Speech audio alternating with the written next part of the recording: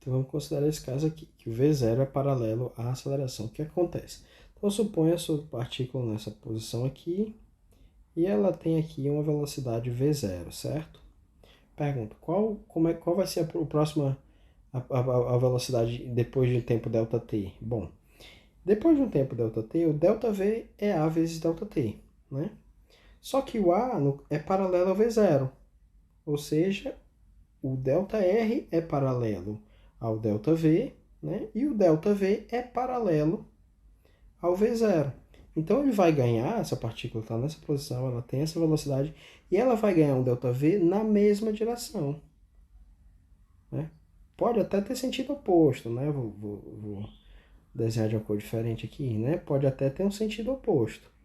Tá? Então eu posso ter um ΔV assim, como eu posso também ter um ΔV no sentido oposto. Eu posso ter um ΔV assim. Mas o que é importante? Que vai estar sempre na mesma reta, né? Por que vai estar sempre na mesma reta? Porque o ΔV é paralelo ao A, que é paralelo a V0, ou seja, o ΔV é paralelo a V0. Então, se a partícula está nesse ponto, tem essa velocidade V0, ela só pode ir para frente ou para trás. E instantes depois ela vai ganhar um outro ΔV, ΔV'. De novo, só vai poder ser para frente ou para trás. Então, a nossa partícula ela vai estar a todo instante em cima dessa reta aqui. E o movimento passa a ser um movimento em cima dessa reta. Tá? Um movimento meio desinteressante, mas é o que temos para hoje. É o resultado quando a aceleração for paralela, desculpa, quando V0, a posição inicial, for paralela ao, ao, à aceleração. Nós podemos imaginar um seguinte caso, por exemplo, quando você joga uma partícula para cima, ela sobe e depois desce, mas ela vai estar sempre nesse movimento numa reta vertical. Ela nem vai para frente nem vai para trás. Já se você jogar essa partícula num ângulo, formando um ângulo com a vertical, né? Aí a situação muda. Eu vou estudar isso em detalhes mais na frente, tá bom? Então, para facilitar as coisas, já que nesse caso a gente, quando o V0 é paralelo a A, a gente já sabe que o movimento ocorre em cima daquela reta, vamos pegar o caso mais completo, em que em que o V0 não é paralelo ao A, né? Você deve estar. Bom, então vamos pensar assim. A gente tem agora uma velocidade V0, que eu vou desenhar aqui, tá? Na verdade já está desenhado, eu vou só mudar de cor para realçar um pouco. Então, isso aqui é a velocidade V0. E nós temos uma aceleração A. Uma aceleração A, tá aqui.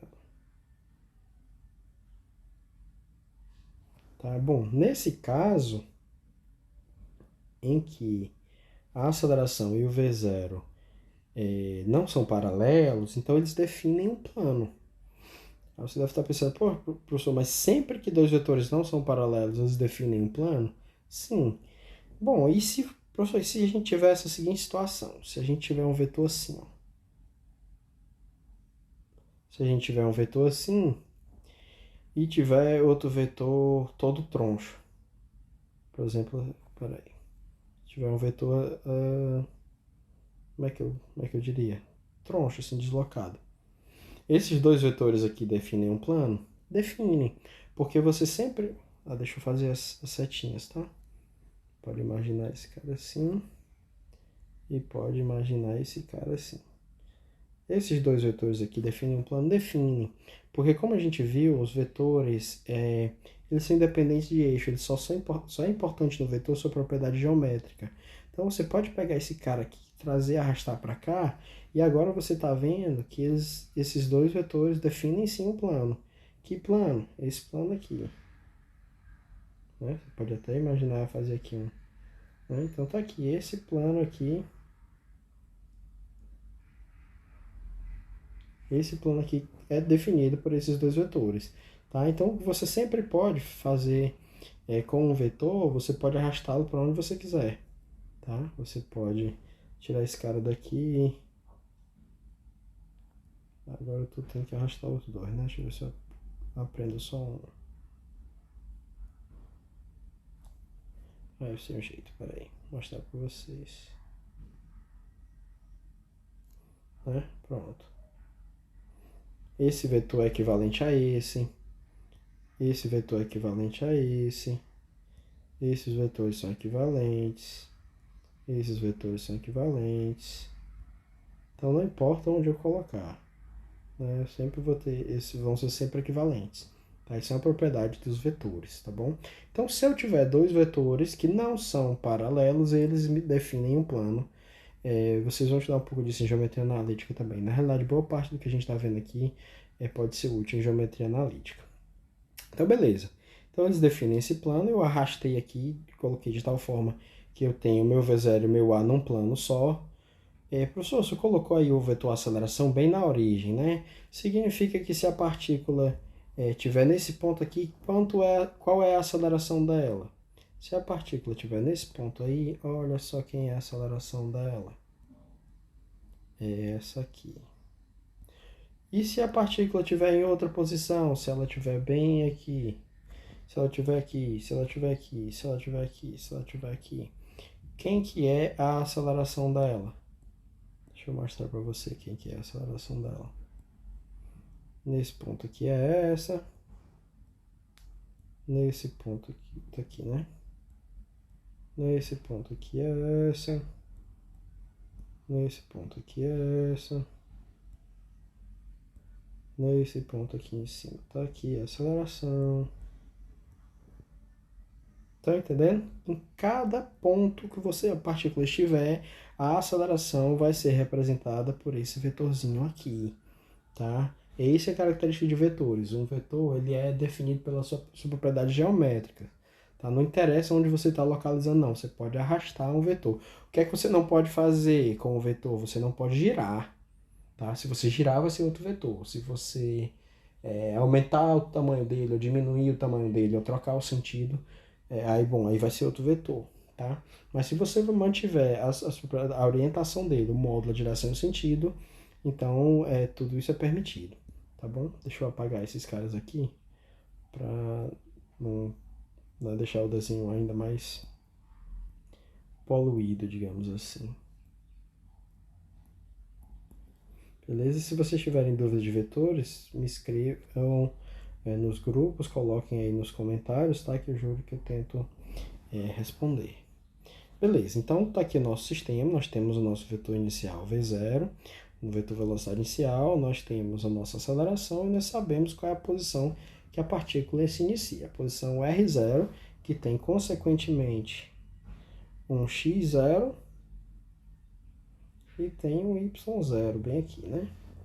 Beleza, então a aceleração nós já vimos, tem módulo A, tá na direção J, direção positiva do eixo dos y. A velocidade V0 tem uma componente na direção x. Onde é que está V0? Deixa eu colocar aqui o V0x para você ver. Onde é que está o V0x?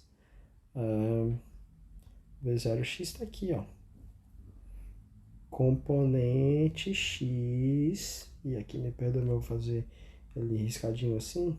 Esse aqui é o V0x. Onde é que está o V0y? Deixa eu usar uma outra cor. O V0y está aqui. Essa distânciazinha aqui. Esse aqui é o V0y. Certo? Então, tangente de θ é igual a V0y sobre V0x. Só lhe dando essa informação aqui. Tá bom?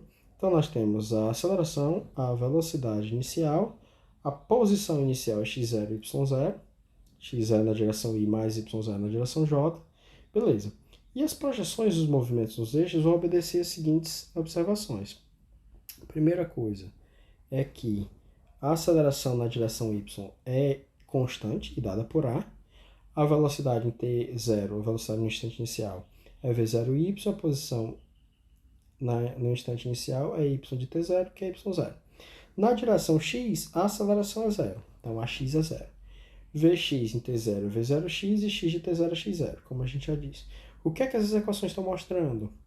Que ocorre na direção x um movimento uniforme. Que a velocidade é constante, não tem variação, não tem aceleração, tá? Inicia na posição x0 e tem a velocidade constante. Enquanto que na direção y, o movimento é uniformemente variado. Por quê? Porque tem uma aceleração constante aqui, certo?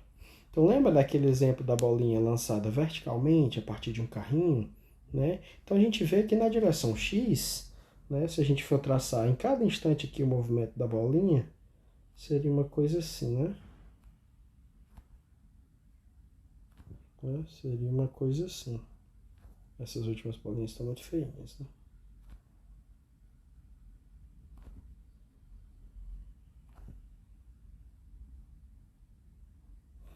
Então, em cada instante de tempo, a bolinha vai se deslocando aqui no eixo x em intervalos de tempos iguais, ela varre distâncias iguais, né? Ela vai percorrendo o seu movimento retilíneo uniforme aqui ao longo da direção x com velocidade v0x constante. Constante, certo?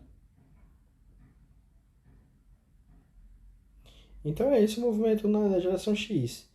Já na direção y, nessa direção aqui, na direção y, o movimento é diferente. É um movimento que sofre uma aceleração para baixo, né, do valor da gravidade, ou seja, é um movimento retilíneo, não, desculpa, não é retilíneo, né, porque é uma composição, mas só, se você analisar só a direção y, o que a bolinha faz? Sobe e depois desce. Então é um movimento, né, único, uniformemente acelerado ou uniformemente variado, tá bom? Bom, vamos aqui voltar para essas equações 29, que são essas equações aqui, certo? Bom, elas descrevem o movimento uniforme na direção x, como a gente já viu. Então, você tem Vx de t igual a V0x, que não depende de t, tá? E, né, se você integrar isso aqui, né, bom, a gente já sabe que no movimento retilíneo e uniforme, x é igual a x0 mais v0t, né? Basta fazer o t0 igual a zero. Né? Mas no caso mais geral, onde t0 é diferente de zero, vai ficar assim. Por quê? Porque x de t0 é igual a x0. Tá bom? Então é esse o movimento uniforme na direção x. Na direção y, o movimento é uniformemente variado. Tá? Então você tem uma velocidade na direção y que varia com o tempo, começa aqui nessa velocidade 0y e vai aumentando conforme o tempo vai aumentando. Então t igual a t0, vy de t0 igual a v0y. Tá? E da mesma forma, se você lembrar da equação da posição no movimento retilíneo uniformemente variado, o y de t é igual a y0 mais v0y, t menos t0, né? Mais um meio de a vezes t menos t0 ao quadrado, tá bom? Beleza. Bom, então se a gente quiser juntar tudo isso para escrever numa linguagem vetorial, o que é que a gente faz? A gente diz que v de t é igual a v0 mais a vezes t. Quem é esse v0, professor? v0 é igual a v0x na direção y mais v0y na direção j. E quem que é esse a? A é igual a zero na direção y, porque nós sabemos que não tem aceleração na direção y, mais a na direção j, certo? Que é exatamente... Cadê isso? Essas coisas já foram escritas aqui, deixa eu só ver. Tá aqui, ó. Isso aqui é como se tivesse um mais 0 vezes i, né? Beleza, então isso. Bom, agora eu consigo escrever tudo numa coisa só, tá bom?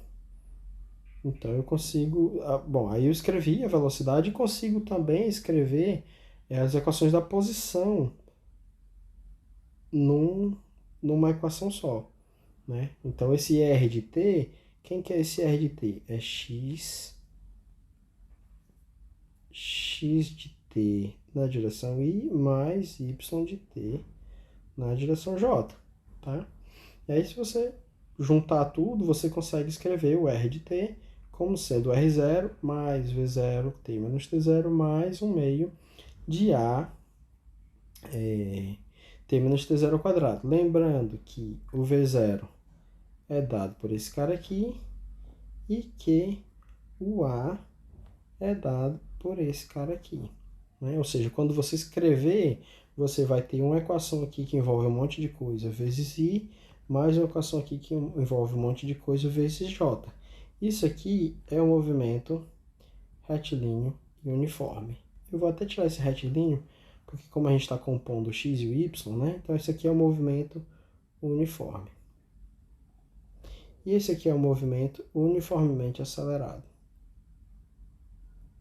Beleza? Então aqui ocorre uma composição, tá? Vamos pegar um exemplo concreto.